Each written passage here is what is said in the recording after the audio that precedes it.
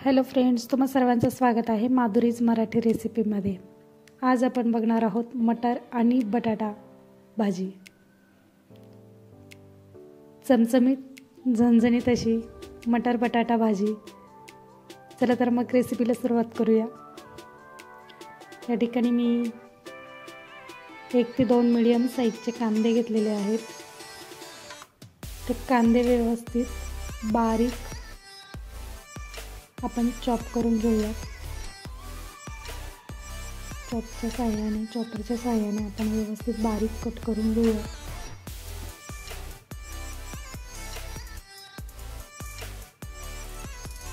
खूप छान आहे, खूप परफेक्ट ज्या पद्धतीने आपल्याला बारीक कांदा हवा आहे त्या पद्धतीने यामध्ये बारीक केला जातो।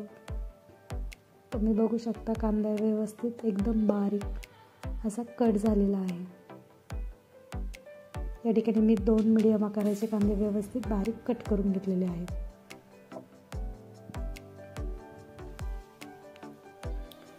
मग मटर आणि बटाट्याची भाजी बनवण्यासाठी काय काय लागतं ते आज आपण बघून घेऊया।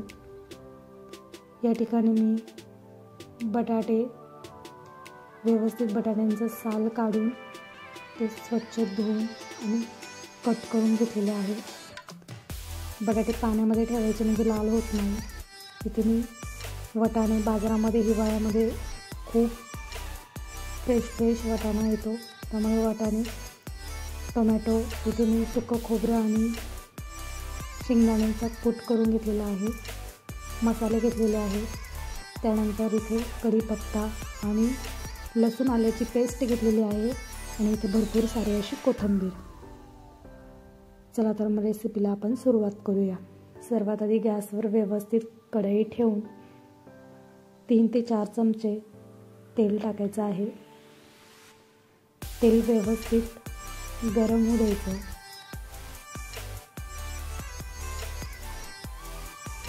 तेल व्यवस्थित गरम झाले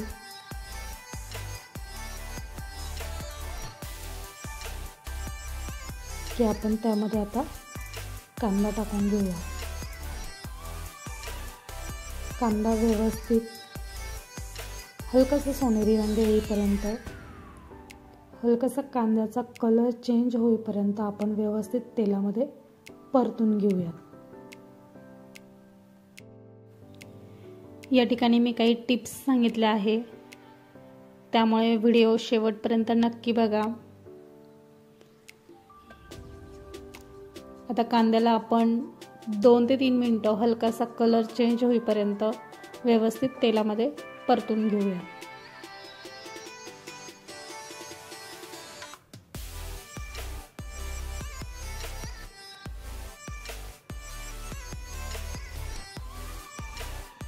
तुम्ही बघू शकता कांदा व्यवस्थित परतला आहे।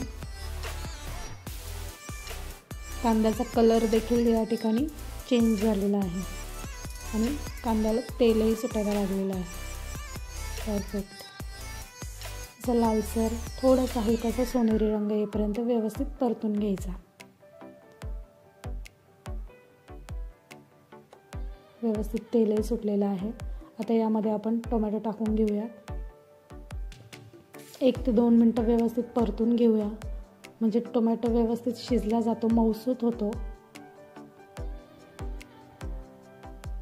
अशाच नवनवीन चमचमीत आणि झणझणीत रेसिपींसाठी माझ्या चॅनलला सबस्क्राईब करा आणि बेल आयकॉन दाबायला विसरू नका। माझे नवनवीन व्हिडिओचे नोटिफिकेशन तुम्हाला येत राहतील। या ठिकाणी मी मसाले घेतलेले आहे। लाल तिखट घेतलेले आहे, काश्मीरी लाल मिरची पावडर, त्यानंतर कांदा लसूण मसाला, गोडा मसाला आणि त्यानंतर धने पावडर असे सर्व घेतलेलं आहे। हे सर्व व्यवस्थित आपण त्यामध्ये टाकून घेऊया। मसाले व्यवस्थित 1 ते 2 मिनिटं परतवून घेऊया।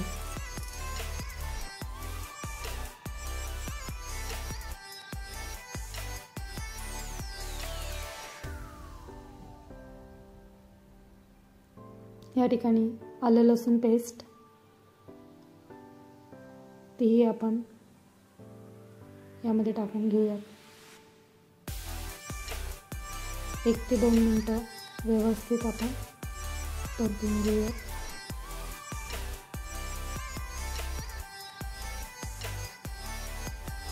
तुम्ही बघू शकता टोमॅटो एकदम असा मऊसूत झालेला आहे. मसाले टाकले त्यामुळे 1 मिनिट झाकण ठेवून व्यवस्थित वाफ काढून घ्यायची. एकदम परफेक्ट असं तेल सुटतं मसाल्यांना. तुम्ही बघू शकता किती छान तेल सुटलेलं आहे आणि टोमॅटो पण एकदम असा मऊसूत शिजला गेलेला आहे.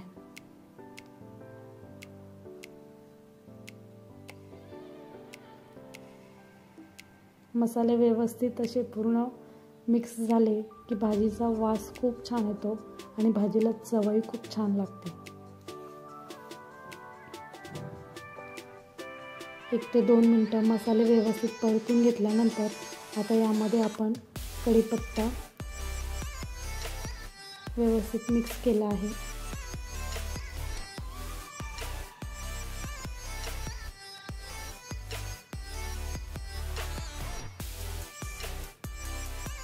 इथे मी मटार म्हणजेच वाटाणे हे बाजारात सध्या नवीन आलेले आहेत, त्यामुळे त्याला शिजायलाही थोडासा वेळ लागतो. त्यामुळे मी बटाटे आणि वाटाणे सोबतच मिक्स करून घेत आहे. मसाल्यांमध्ये व्यवस्थित मिक्स करून घ्यायचं. मी साईडला तुम्ही बघितलं होतं, मी साईडला पाणी गरम करून ठेवलेलं होतं. कोणतीही भाजी करताना पाणी गरम करून त्यामध्ये टाकत जा, कारण भाजीला तवंग खूप छान येतो. आणि मी मगाशी तुम्हाला सुकं खोबरं आणि शेंगदाण्याचा कूट असं जे बोलली ते मी व्यवस्थित भाजून आणि मग त्यानंतर मिक्सरला वाटून घेतलेलं आहे. कोणतीही भाजी बनवताना मसाले व्यवस्थित भाजून आणि मग मिक्सरला बारीक करून घ्यायचे. टेस्ट खूप छान लागते, वासही खूप छान येतो आणि खायला खूप जबरदस्त लागते. आता या ठिकाणी मी पाणी टाकून घेत आहे.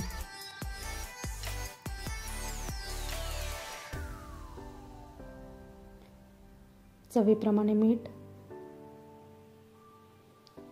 व्यवस्थित मिक्स करून घेऊया.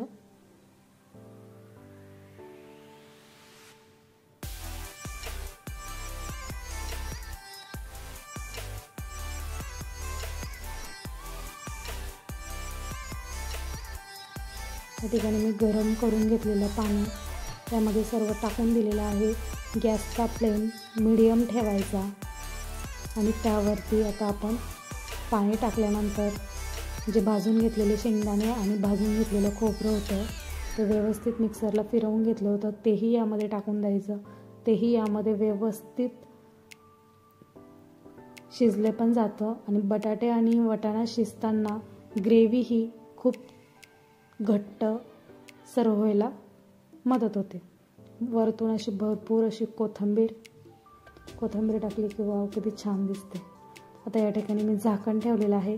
15 ते 20 मिनटं व्यवस्थित कमी गॅसवर भाजी व्यवस्थित शिजवून घेऊया.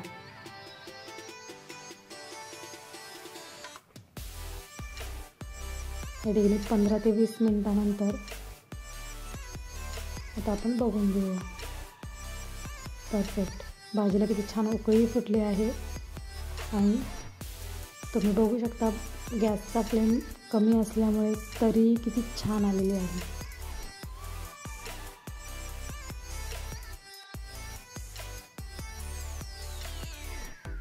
या ठिकाणी वाटाण्याचं जे कवर आहे त्याला सुरकुत्या येईपर्यंत, सुरकुत्या जर आल्या तर समजायचा वाटाणा या ठिकाणी शिजलेला आहे आणि बटाटाही शिजलेला आहे.